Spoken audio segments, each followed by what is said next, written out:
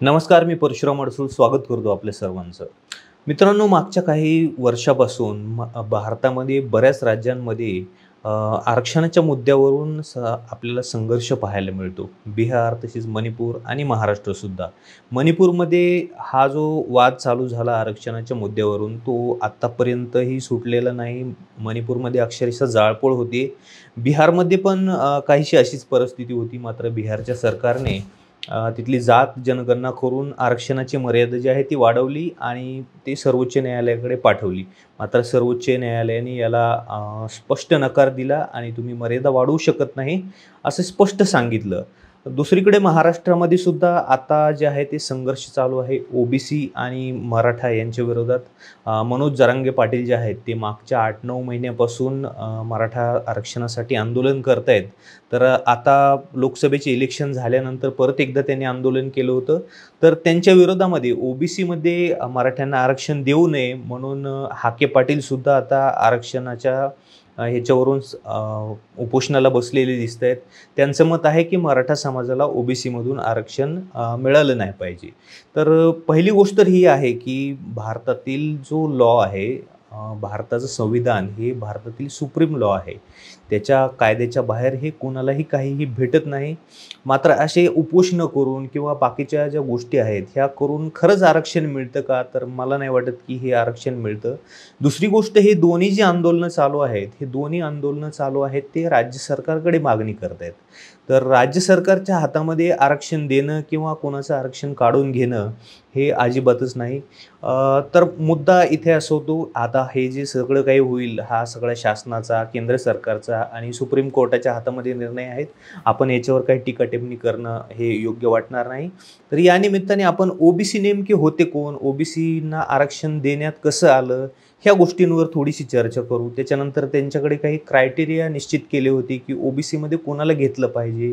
ह्या गोष्टीवर पण आपण थोडासा प्रकाश टाकूया. ते क्रायटेरिया काय होते हे पण पाहूया. त्याच्यानंतर आपल्याला जे नॉन क्रिमिलियर सर्टिफिकेट दिलं जातं, जे ओबीसीमध्ये लोक असतात त्यांना नॉन क्रिमिलियर सर्टिफिकेटसुद्धा दिलं जातं. तर ते सर्टिफिकेट काय असतं? अशा सगळ्या गोष्टींबद्दल आपण या व्हिडिओमधून जाणून घेऊयात. तर पहिल्यांदा जी आरक्षण आहे, हे आरक्षणाची तरतूद स्वातंत्र्यपूर्व काळामध्ये सुद्धा होती. जे जाती किंवा जे समाज आर्थिकदृष्ट्या, सामाजिकदृष्ट्या जे मागासलेले आहेत, ज्यांचं वर्चस्व कमी आहे, त्या लोकांना मुख्य प्रवाहामध्ये आणण्यासाठी आरक्षणाची तरतूद केली होती.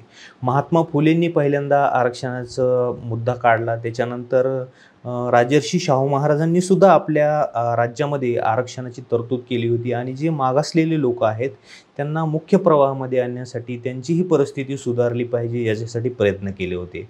त्याच्यानंतर भारत देश स्वतंत्र झाला आणि आपल्या राज्यघटनेमध्ये सुद्धा SC आणि ST अशा 2 कॅटेगरी केल्या होत्या. तर या 2 कॅटेगरींनाच पहिलं भारतामध्ये आरक्षण होतं. त्याच्यानंतर काळ बराचसा उलटला आणि 1979 साली पण एक आयोग स्थापन करण्यात आला. त्या आयोगाचं नाव होतं, त्या आयोगाला नाव मंडल आयोग दिलं होतं, कारण त्याचे अध्यक्ष जे आहेत ते BP मंडल होते.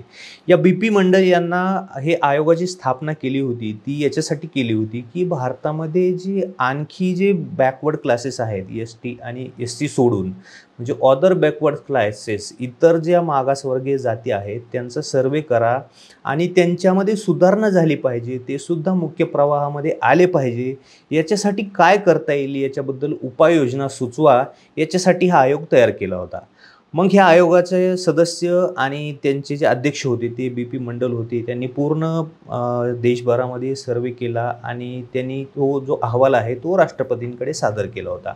हा अहवाल राष्ट्रपतीकडे सादर केल्यानंतर त्यांनी असं सुचवलं की भारतामध्ये एकूण 3745 जाती ह्या अदर बॅकवर्ड क्लासमध्ये येतात, म्हणजे इतर मागासवर्गामध्ये जातात, ज्या की खूपच मागासलेल्या आहेत आणि त्यांची लोकसंख्या जी आहे ती भारताच्या लोकसंख्येचे एकूण 52% आहे.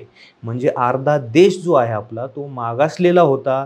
त्या जाती ज्या आहेत त्यांची पूर्ण संख्या ही आपल्या देशाच्या लोकसंख्येच्या अर्धी होती. म्हणून त्या आयोगाने सुचवलं की यांना सुद्धा 27% आरक्षणाची तरतूद केली पाहिजे, यांना सुद्धा आरक्षण मिळालं पाहिजे या बेसिसवरती ओबीसींना आरक्षण देण्यात आलं होतं.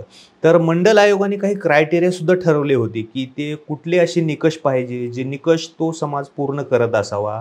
असे एकूण 10 निकष होते. सामाजिक निर्देशक, शैक्षणिक निर्देशक आणि आर्थिक निर्देशक अशा 3 निर्देशकांमध्ये 10 वेगळे कॅटेगरी होते. त्याच्यानुसार त्यांनी ठरवलं होतं. तर त्याच्यामध्ये कोणते निर्देशक होते? सामाजिक निर्देशकांमध्ये इतरांनी सामाजिकदृष्ट्या मागास समजला जाणारी जात किंवा वर्ग ह्याच्यामध्ये समाविष्ट करण्यात आली होती. दुसरी, ज्या जाती किंवा जो वर्ग उपजीविकेसाठी किंवा आपल्या उदरनिर्वाहासाठी अंगमेहनतीवर अवलंबून असतो हा दुसरा निर्देशक होता. त्याच्यानंतर राज्याच्या सरासरीपेक्षा कमीत कमी 10% पुरुष आणि 25% स्त्रिया ग्रामीण भागात ज्या 17 वर्षांच्या खाली लग्न करतात अशा जातींना याच्यामध्ये समाविष्ट केलं होतं. राज्याच्या सरासरीपेक्षा कमीत कमी 5% पुरुष आणि 10% स्त्रिया शहरी भागामध्ये ज्या 17 वयापेक्षा कमी लग्न करतात त्यांना ह्याच्यामध्ये समाविष्ट करण्यात आलं होतं.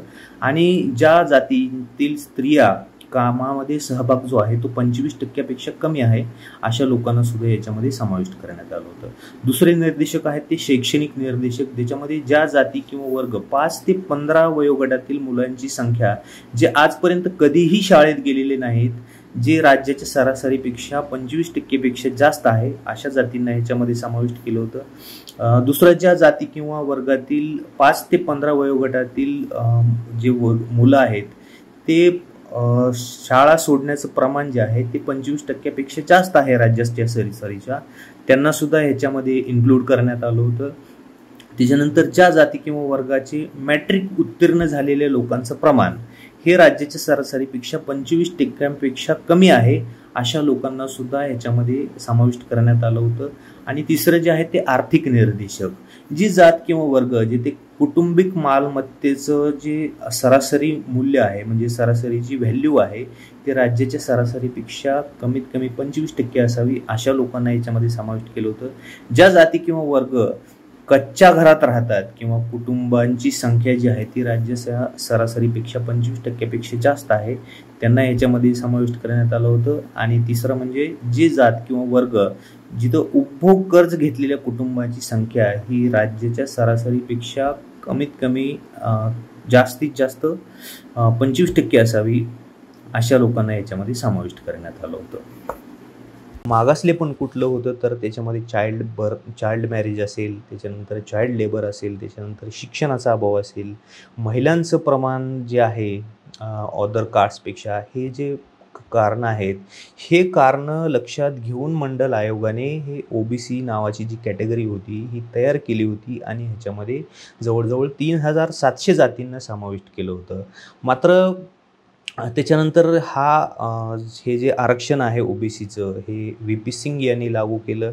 त्याच्यानंतर या आरक्षणाला चॅलेंजसुद्धा करण्यात आलं सुप्रीम कोर्टामध्ये. मात्र 1993 साली सुप्रीम कोर्टाने ह्या सगळ्या गोष्टी लक्षात घेऊन असं निर्णय दिला की ओबीसीचं रिझर्वेशन जे आहे ते कंटिन्यू राहील, याच्यामध्ये कुठलीही फेरफार होणार नाही.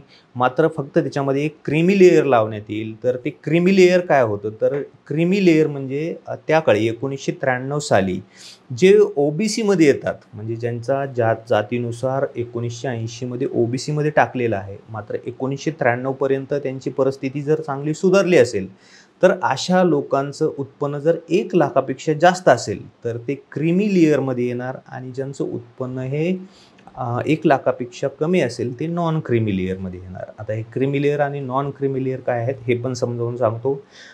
हळूहळू हा जो क्रायटेरिया आहे तो 1 लाखावरून 2.5 लाख, 2.5 लाखावरून 4.5 लाख, 4.5 लाखावरून 6 लाख आणि 6 लाखावरून 8 लाख असा काळानुसार जो आहे तो बदलत गेला. 2017 साली याचा एक फायनल क्रायटेरिया ठरवला होता 8 लाखाचा. ज्या परिवारांचं उत्पन्न 8 लाखापेक्षा कमी आहे ते नॉन क्रीमी लेयरमध्ये येतील आणि ज्या परिवारांचं उत्पन्न हे 8 लाखांपेक्षा जास्त आहे ते लोक क्रीमी लेयरमध्ये येतील.